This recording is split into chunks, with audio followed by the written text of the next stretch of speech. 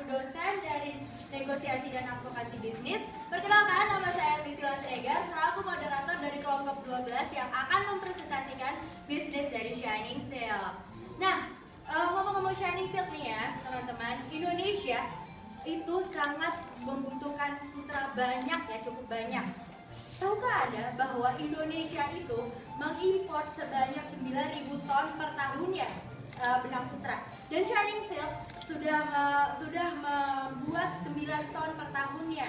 Tapi 9 ton dibanding 9.000 ton itu amatlah banyak ya rentannya, jadi masih banyak ya keperluan Indonesia yang diimpor. Nah, lalu apa itu Shining Silk? Bagaimana cara prosesnya dan juga bagaimana pemasarannya? Langsung aja, untuk menjawab pertanyaan itu kita sambut empat pemateri kita yang sudah pakatnya untuk menjawab pertanyaan tersebut, yaitu kita sambut Bida Saragi, Muhammad Iqbal, Oktaria Maria, serta juga Kali Fadri Ihsan. Di sini teman-teman, saya punya gambar-gambar mengenai dari perusahaan Shining Silk. Ini ulat sutra ya, bisa dilihat oleh Pak Wahyu sendiri. Maaf. Dan juga nanti bisa diperlihatkan juga ke teman-teman. Dan kita juga punya brosur yang akan dibagikan. Nanti juga bisa teman-teman melihatnya. Serta kartu nama. Kartu namanya juga bisa dibagikan ya. Nah, untuk mempersingkat waktu, langsung saja saya berikan kepada Winda Saragi untuk memberikan materi. Ya, terima kasih untuk kesempatan yang diberikan kepada saya. Jadi saya di sini akan mempresentasikan apa itu Shining Silk. Sekalian saudara-saudari sekalian bisa melihat apa itu Shining Silk pada brosur perusahaan kami. Nah, saat ini saya akan memberitahukan Shining Silk. Shining Silk adalah salah satu perusahaan yang begitu banyak perusahaan sutra yang ada di Indonesia. Nah, perusahaan kami didirikan oleh Bapak Rainer Tobin. Adapun beliau mendirikan perusahaan kami pada tahun 2005. Nah, pada tahun ini kami telah memproduksi ada kokon, ada benang sutra. Kami telah memasarkannya juga ke berbagai daerah. Dengan persaingan usaha yang semakin ketat, yang semakin sulit, perusahaan kami melakukan berbagai inovasi hingga pada tahun 2012 sampai hingga sekarang kami telah menghasilkan produk-produk berkualitas. Itu sendiri bisa lihat di depan, ada kebaya, ada busana pria, ada kain, ada busana wanita, dan masih banyak lagi produk-produk berkualitas. Nah, untuk selanjutnya, kantor pemasaran kami berada di Jalan Mampang Perapatan, tepatnya Jakarta Selatan. Salah satu kata yang paling cocok untuk perusahaan kami adalah berbeda. Nah, mengapa berbeda? Apa sih keunggulan dan kehandalan dari perusahaan kami? Kami adalah satu-satunya perusahaan sutra yang ada di Indonesia yang menghasilkan produk-produk sutra asli 100% pure alami Indonesia. Untuk mengetahui lebih lanjut dari bagaimana produk-produk kami dihasilkan, dipasarkan ke negara-negara Indonesia, ke negara-negara yang ada di dunia. Nah, saya akan mempersilahkan rekan saya Iqbal untuk mempresentasikan bagaimana sistem produksi dari perusahaan kami.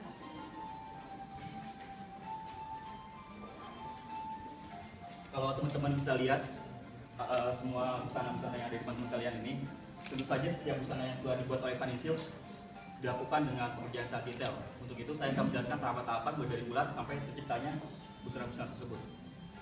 Kalau teman-teman bisa lihat, yang ujung bisa lihat, ini kokon, di dalamnya itu ada ulet. Bersutra, misalnya mas bersutra. Bisa dibahas nggak? Kayaknya udah mulai jijik ya, lanjut ya. Jadi ulat sutra ini ada tahap pertama sebelum kita terciptanya busana-busana sutra. Ulat sutra sangat membutuhkan pohon murbe, di mana pohon murbe adalah menjadi makanan utamanya. Dia suka yang tidak tua, tidak lembab, dan tidak basah. Otomatis keberadaan daun murbe amatlah mutlak untuk proses budidaya ulat sutra. Nah, pada tahap ini ulat sutra harus makan. Dia akan makan terus sebelum terjadi pergantian kulit. Nah, sebelum terjadi pergantian kulit, dia dimakan di start 1, di start 2, di start 3, di start 4, dan di start 5. Dan saat mencapai start 5, dia akan mengeluarkan serat dari mulutnya untuk membungkus dirinya dan terbentuklah kokon. Jatuh. Seperti yang kalian lihat di depan ini adalah kokon. Kokon yang tadi keluar dari serat mulut ulat sutra. Nah, dalam proses kokon inilah proses yang sangat penting, karena kokon ini dimanfaatkan oleh kita, oleh Shining Silk untuk membuat berbagai macam produk seperti benang, kain, dan busana. Otomatis dalam proses ini dibutuhkan ketelitian sangat tinggi karena kokon inilah yang menghasilkan nilai ekonomis bagi Shining Silk. Dan satu kokon ini bila dipintal bisa menghasilkan 800 sampai 1200 meter benang. Setelah dipintal, kokon-kokon ini akan ditenun dan 100% handmade. Jadi produk Shining Silk 100% handmade, buatan tangan. Setelah dipintal akan ditambahkan warna. Penamaan warnanya ada 3, menggunakan naphtol, reaktif, dan juga asid. Di mana ketiga jenis warna tersebut menghasilkan hasil yang berbeda. Contohnya naphtol, dia akan mencerahkan warna pakaian-pakaian, tetapi tidak menonjolkan anyaman-anyaman. Asid, kebalikannya, dia akan menonjolkan anyaman, tapi tidak terlalu menonjolkan warna. Yang terakhir reaktif, dia akan menonjolkan keduanya, menonjolkan anyaman dan menonjolkan warna dari kain itu sendiri. Dan secara kasat mata, kalau kalian mau membedakan mana sutra yang asli dan mana yang palsu, kalian lihatkan kepada cahaya.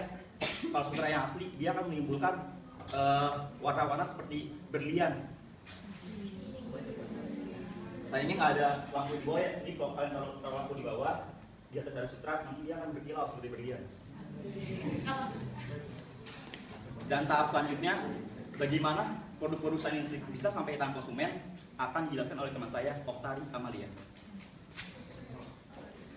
Baiklah, tadi telah dijelaskan proses pembuatan mulai dari kokon hingga produksi menjadi kain sutra. Berarti kalau misalnya udah jadi kain, nggak mungkin dong kita cuma ditaruh aja gitu, pasti dipasarkan kan. Nah, sebelum dipasarkan tentu Shining Silk harus menentukan apa produk yang dihasilkan, kemudian berapa harga yang ditawarkan oleh Shining Silk, di mana saja Shining Silk melakukan kegiatan pemasaran dan penjualan, serta bagaimana pemasaran yang dilakukan. Terus pertama harga yang ditawarkan oleh Shining Silk itu berkisar antara Rp700.000 hingga Rp5 juta untuk kebaya dan gaun. Dan perlu kami informasikan bahwa memang Shining Silk mengkhususkan untuk pelanggan menengah ke atas, dan harganya juga mahal karena teknik pembuatan yang rumit dan juga semuanya dilakukan dengan tangan. Kemudian produk yang dihasilkan, Shining Silk itu menghasilkan produk kain sutra, kebaya, gaun, dan juga busana untuk pria dan wanita. Nah, Shining Silk itu saat ini melakukan melakukan penjualan melalui media online, dan Shining Silk memiliki website resmi yaitu shiningsilk.com. Selain itu, Shining Silk juga giat melakukan pemasaran dengan mengikuti pameran mode dan juga bazar. Pameran mode yang sudah diikuti oleh Shining Silk seperti Indonesia Fashion Week, Jakarta Fashion Week, kemudian ada pameran adiwisata dan juga acara yang diselenggarakan oleh Smesco UKM dan juga HIPI, yaitu Himpunan Pengusaha Putra Indonesia.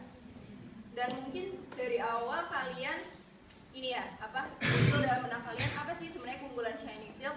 Maka dari itu saya persilakan kepada saudara Isa untuk menjelaskan.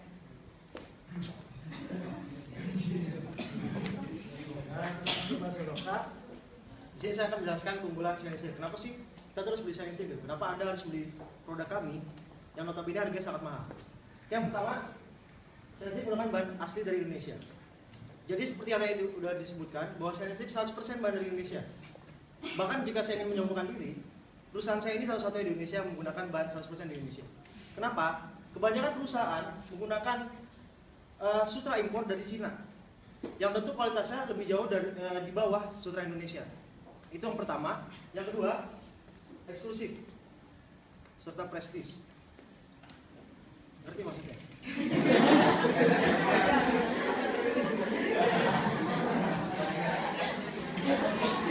Mewah. Jadi memang produk kami ini dikhususkan kepada orang-orang yang menginginkan kemewahan. Memang mewah.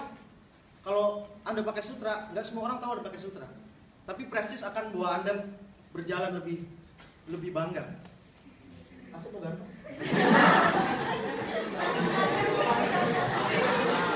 Pakai produk kami, beli produk kami, gak usah ragu.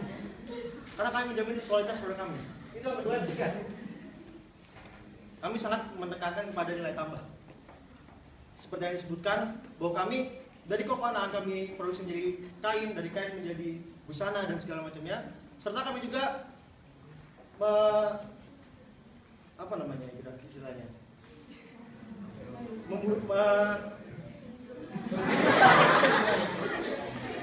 Memberdayakan, pinter.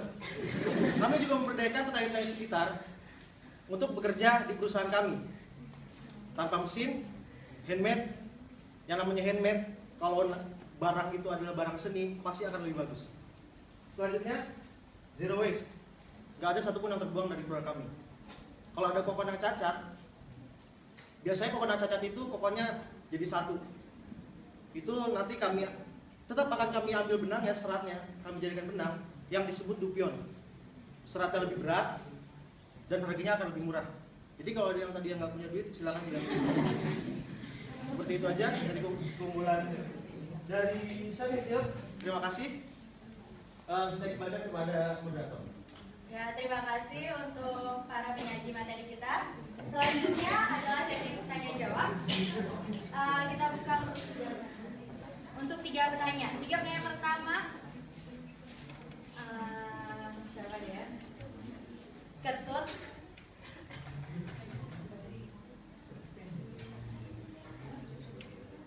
Sugandi, Eria. Yang pertama Ketut, dipersilakan.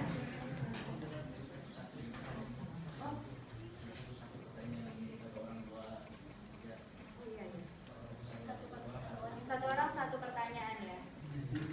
Silakan berdiri dan sebutkan nama lalu NIM. Terima kasih, nama saya Bertika di K3 di Bida. Kita mau bertanya, tadi ada yang ngomong bahwa sutra kita di Indonesia itu lebih bagus daripada sutra di Cina. Itu alasannya apa kalian bisa bilang gitu? Kelebihannya di bagian mananya?